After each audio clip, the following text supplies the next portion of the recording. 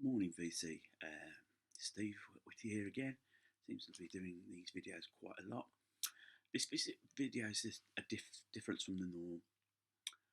Um, in this one, I'm just going to show you what I got for Christmas from my family.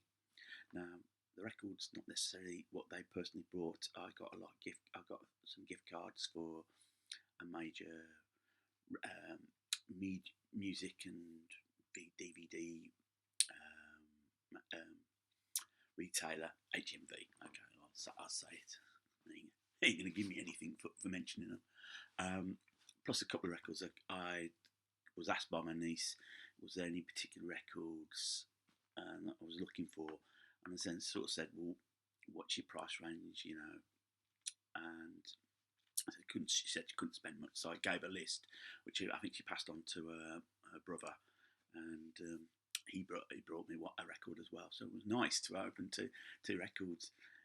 Problem with vinyl LPs are they're quite obvious what they are when you receive them. I think the thing is which albums they brought. So without further ado, this first one is from the gift vouchers I spent and brought from HMV. I brought David Bowie's "Man Who Sold the World." The second album, produced by Tony Visconti, he also played bass on there. And this really was the first album that sort of featured the embryonic Spiders from Mars. You had Mick Ronson on guitar, and Woody Woodmansey on drums. And I enjoyed the album. It's a good album. You could see the direction that Bo started to go here, which led on to Hunky Dory, and led on to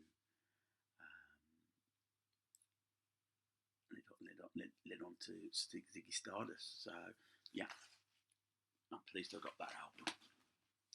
This next album, this was brought by my niece, brought for me by my niece, and the one on the list was Genesis, Wind and Wuthering. And this is the last album that features Steve Hackett. Probably best known track is Afterglow. Textured sleeve, I'm quite pleased. This was in great condition. I enjoyed this album. Really pleased that I got it. It was a missing album from my Genesis collection. I'm trying to think what I've got now. Maybe No, I've got Abacat. Yeah. So it's really the first. It's the Trespass, Genesis Live, and a version of the first album. Cup of tea, which I need. So you never know. If I'm a good boy, Father Christmas might drop it round to me next Christmas. Next album, I purchased with the vouchers is Led Zeppelin 3. I got Led Zeppelin 1, 2, and the fourth album. And to be honest, probably this was the best way I'm going to get hold of Led Zeppelin 3 is by one of the reissues. If I do come across a 70s pressing, I'll snap it up. But they're expensive. And sometimes you just got to bite the bullet and just go with the new. And it doesn't sound too bad. And even the even the wheel works on this.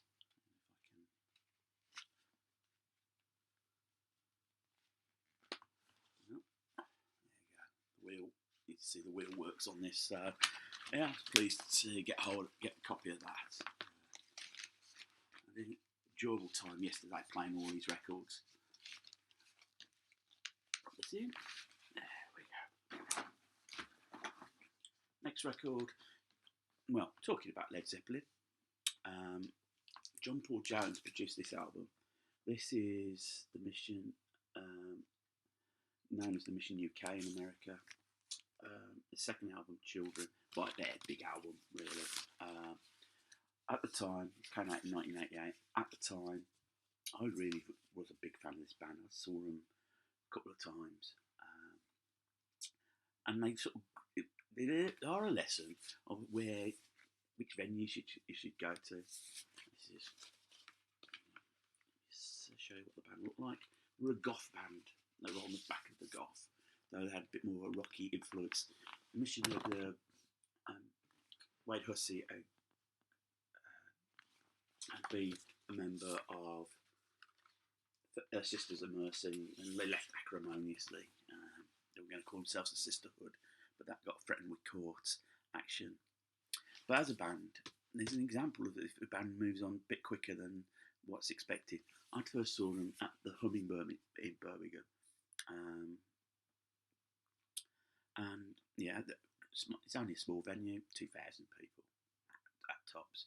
And then because the records sold throughout the year, they decided to play the NEC Arena, which was 11,000, and it just overwhelmed them. You could see it on the stage; they were overwhelmed by the size of the place.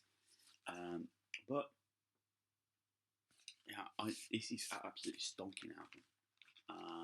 So I was really pleased. I knew my local record store had it. That's why I put it on my list. And I knew there was a good chance that it wouldn't have hadn't gone yet. So I was really pleased to get that. All the rest of the albums are what I got with the gift cards. That was from my nephew, by the way. Wade, thank you. Dark Side of the Moon. I think said it for itself. Excuse me.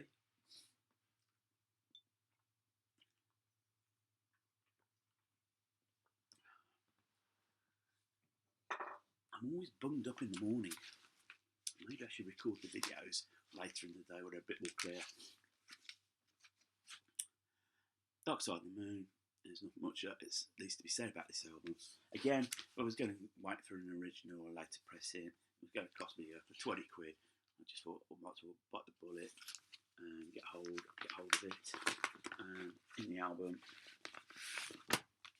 yeah, you got your two posters. I think the only thing that was missing was the stickers. I think the original album had the stickers. Plays great, sounds great. What is there more to say about that album?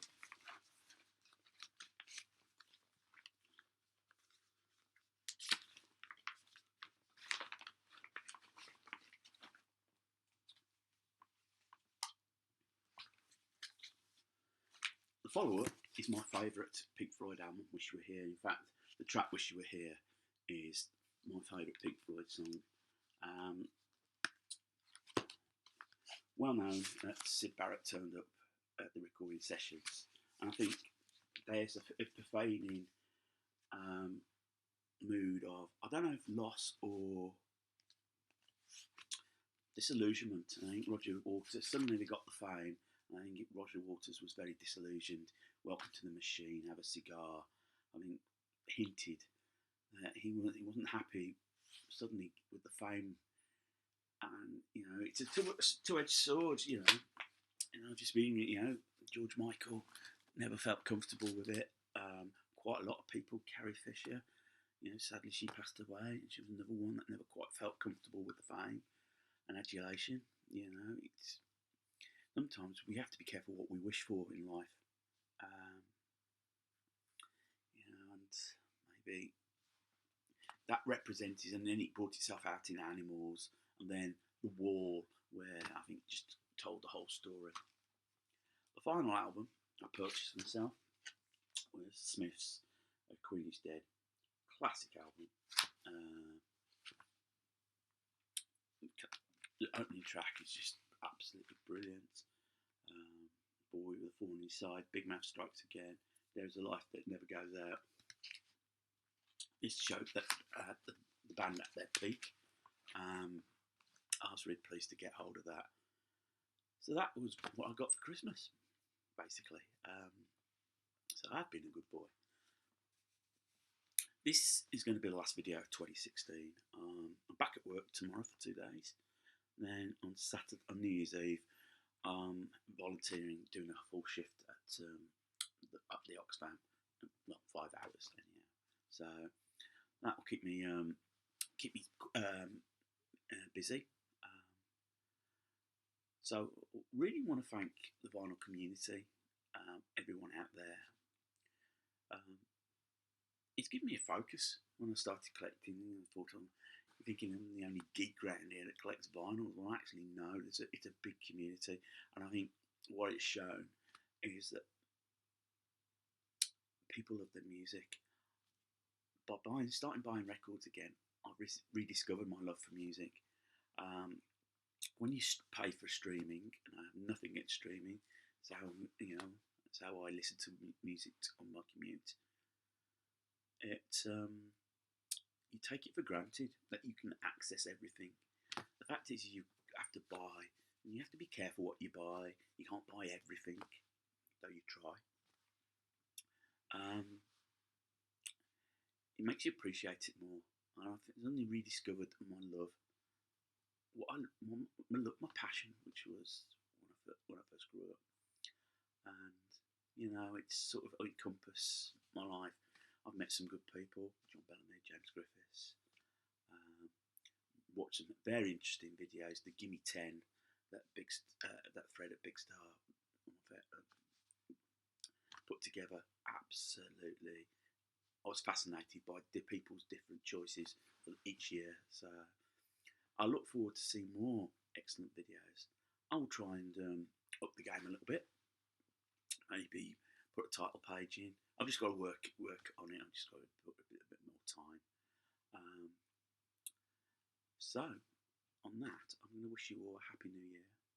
May 2017 be a good one for you, and be good to yourself, be good to others, and keep smiling, keep spinning those records. Until the next time, take care.